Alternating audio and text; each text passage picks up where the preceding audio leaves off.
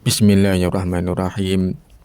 Falamma ba'athahu mongko semangsane ngutus ing Nabi Isa sapa Allah Gusti Allah ila Bani Israil maring Bani Israil. Qala mongko dawuh sapa Isa lahum maring Bani Israil. Inni setuhune ingsun iku Rasulullah utusan Allah ilaikum maring sira kabeh. Ani setuhune ingsun ai bi anni tegese kelawan setuhune ingsun iku qad ji'tukum. Teman-teman teko ingsun ing sira kabeh biayatin kelawan ayat. Alamat tegese alamat ala syudqi ing atase teman ingsun. Mirabikum saking pangeran ira kabeh. Ya utawi alamat iku anni setuhune ingsun. Wa fikiraten lan iku ing dalam qiraah suci bil kasri kelawan diwaca kasrah istinafan krana miwiti kalam.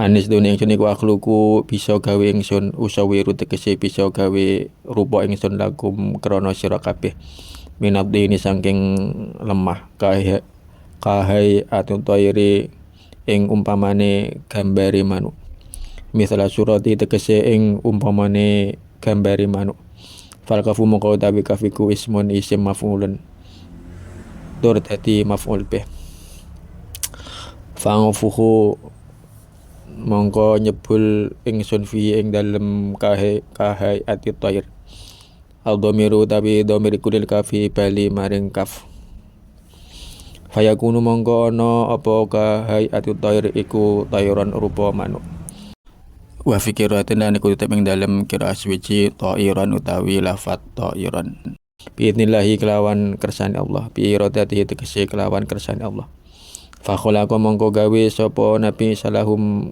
krono Bani Israil al khufasa ing lawa liana krono setuhune khufas iku akmalu thairi luweh sempurnane manuk apane khalqon kedadian fakana mongko ana apa khufas iku yatiru mabur apa khufas wa hum khali utawi Bani Israil iku yang turunahu padha ningali sapa Bani Israil ing khufas faida goba mongko tatkalane wis samar apa khufas anak ayudihim saking pira-pira peningali Bani Israil sakodo mongko jeblok apa khufas mayitan hale mati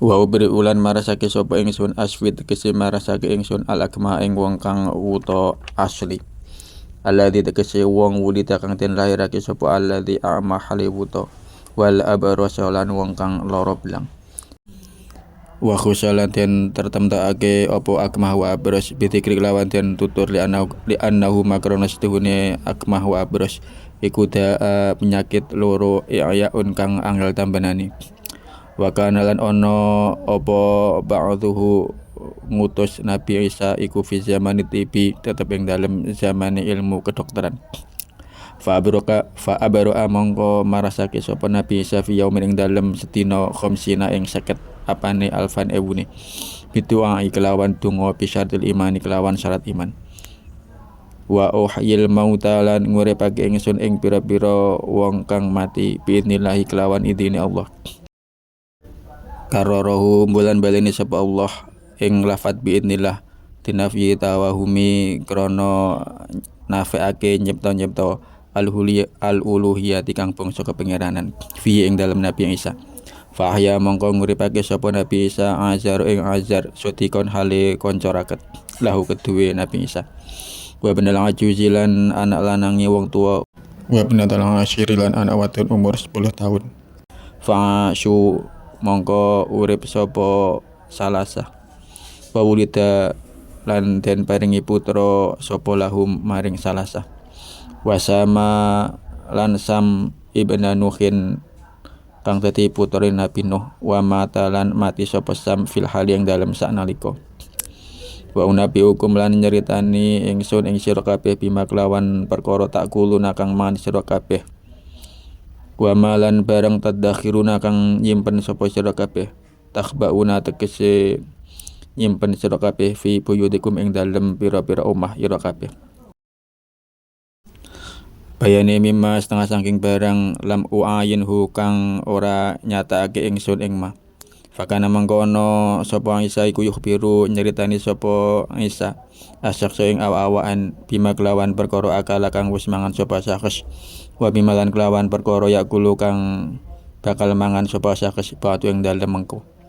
Inna fi dzalika astune iku tetep ing dalem mengkono-mengkono al-madhkuru kang den tutur la ayatan yakti ono ayat lakum kedue sira kabeh ing kuntum lamun ono sapa sira kabeh iku mukminina iman kabeh. Wallahu a'lam bishawab.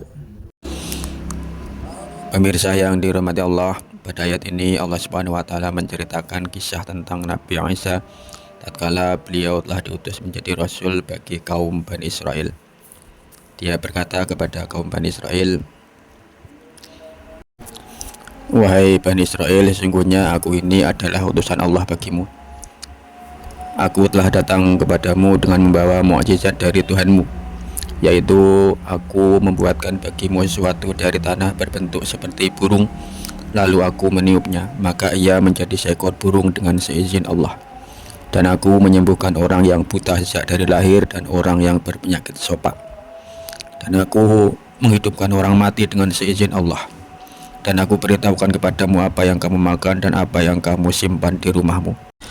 Sesungguhnya pada yang demikian itu terdapat suatu tanda bagimu tentang kebenaran kerasulanku jika kamu orang yang beriman."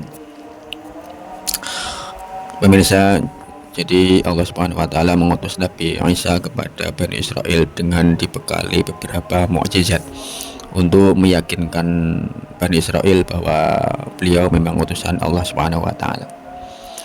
Mukjizat adalah sesuatu yang luar biasa yang Allah berikan kepada Nabi dan Rasulnya sebagai bukti kebenaran bahwa mereka adalah Nabi dan Rasul Allah. Jadi mukjizat itu adalah kejadian atau sesuatu yang luar biasa yang secara akal tidak mungkin hal itu terjadi kecuali dengan bantuan Tuhan, sehingga orang yang melihat menjadi yakin bahwa dia memang utusan Tuhan.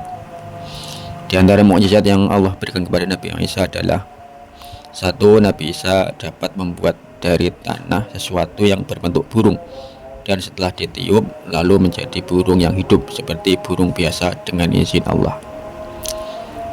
Diriwayatkan bahwa ketika Nabi Isa alaihissalam menyatakan dirinya sebagai Nabi dan menambahkan mukjizatnya, Bani Israel meminta kepadanya untuk membuat kelelawar. Maka ia mengambil tanah lalu membentuknya sebagai seekor kelelawar dan meniupnya. Maka terbanglah kelelawar itu ke angkasa. Kelelawar itu terbang selama orang itu masih dapat melihatnya, dan ketika sudah tidak tampak lagi oleh mata manusia, kelelawar itu jatuh ke bumi dan mati.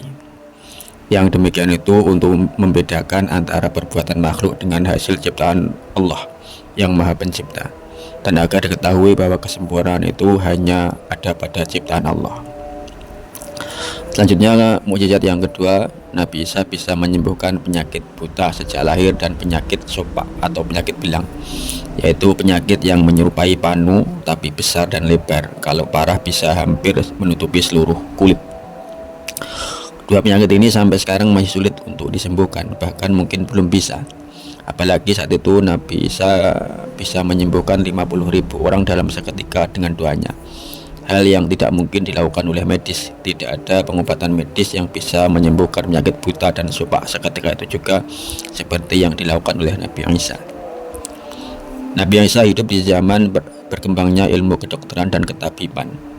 Apa yang dilakukan Nabi Isa itu membungkam para dokter dan tabib saat itu, hingga tidak ada jalan lain selain mempercayai bahwa Nabi Isa memang betul utusan Tuhan, yakni Allah Subhanahu wa taala.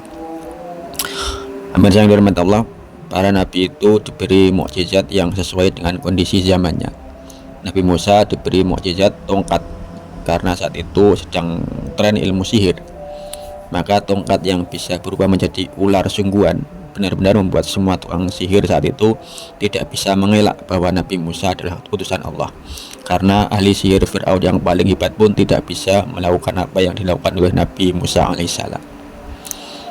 Begitu juga Nabi Isa, beliau diutus di zaman di mana ilmu kedokteran sedang berkembang pesat. Maka Allah memberikan mukjizat kepada Nabi Isa berupa bisa menyembuhkan penyakit yang tidak bisa disembuhkan oleh dokter atau tabib manapun saat itu. Begitu juga Nabi Muhammad SAW, beliau diutus pada masa majunya ilmu sastra, sehingga Allah memberikan mukjizat yang paling agung yaitu Al-Quran di mana sastra Al-Quran membuat semua sastrawan saat itu, bahkan sampai saat ini dan sampai kapanpun, akan terdiam dan tidak bisa berkata apa-apa selain percaya bahwa Al-Quran tidak mungkin buatan manusia, melainkan pasti dari Tuhan semesta alam. Sebenarnya banyak sekali mukjizat yang Allah berikan kepada Nabi Muhammad SAW. Di antaranya terbelahnya bulan, Nabi bisa mengeluarkan air dari celah-celah jari tangan beliau saat beliau dan para sahabat kekurangan air. Nabi juga bisa berbicara dengan hewan bahkan pohon. Nabi juga pernah menyembuhkan sahabat yang matanya sebelah copot karena terkena panah saat perang. Begitu diusap oleh Nabi, mata itu langsung kembali sempurna seperti semula. Dan masih banyak lagi mukjizat yang lain, dan di antara sekian banyak mukjizat itu, mukjizat Al-Quran adalah yang paling agung dan yang paling besar. Kenapa demikian?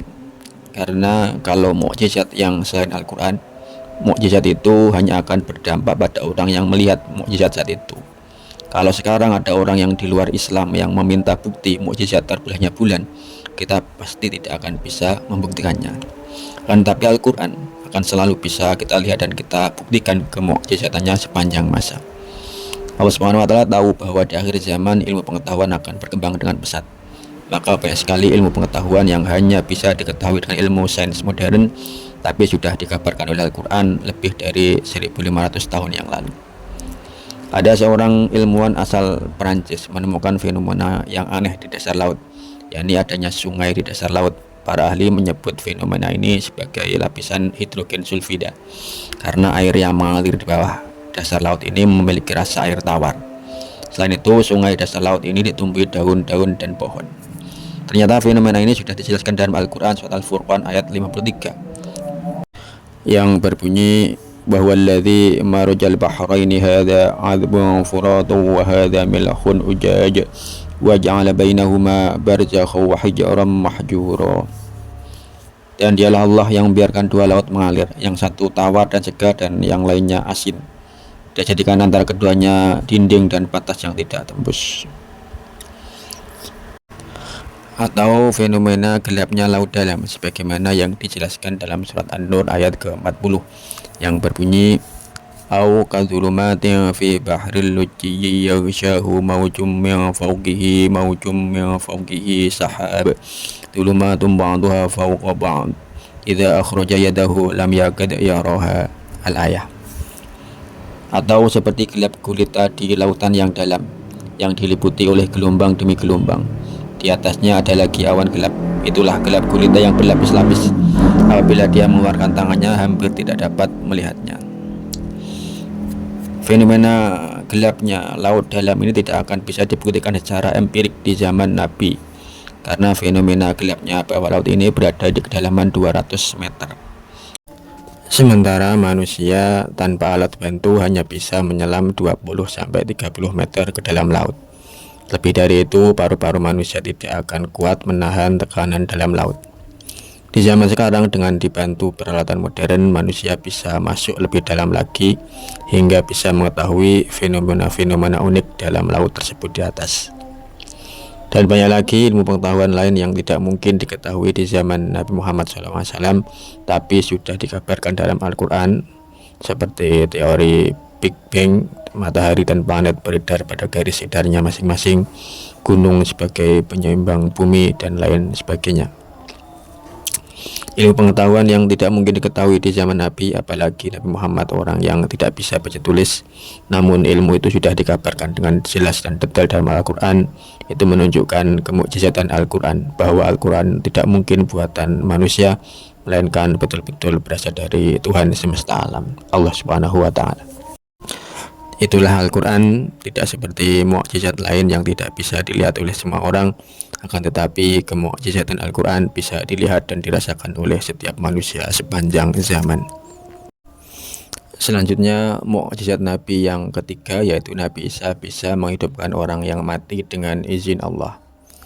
Kalimat dengan izin Allah dalam ayat ini diulang 2 kali.